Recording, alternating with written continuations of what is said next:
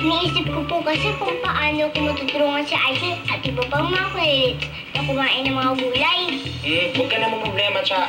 Tutulungan kita.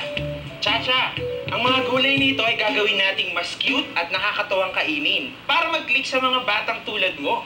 Kaya niyo po yun? Oo naman, at kaya mo rin.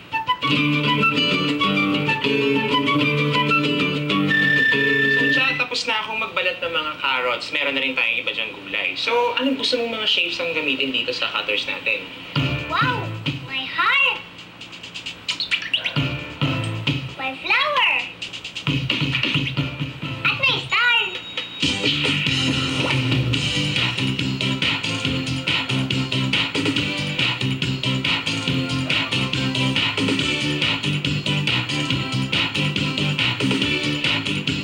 Wow! Ang galing! Parang hindi na gulay.